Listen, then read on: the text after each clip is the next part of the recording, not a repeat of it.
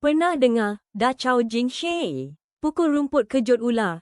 Kisah ini bukan sekadar cerita dongeng, tapi amaran tentang kesilapan yang boleh memakan diri. Bayangkan, satu tindakan bodoh boleh bongkar rahsia tersembunyi.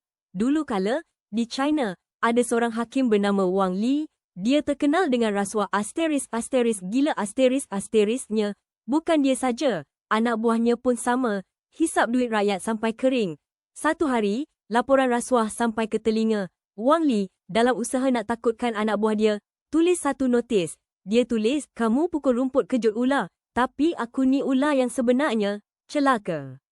Tindakan sial dia ni terus bongkar dia sendiri pun korup.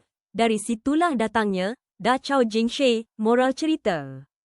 Jangan bertindak melulu. Jangan sampai kejutkan musuh dan dedahkan niat kamu sendiri. Kalau tidak, habislah.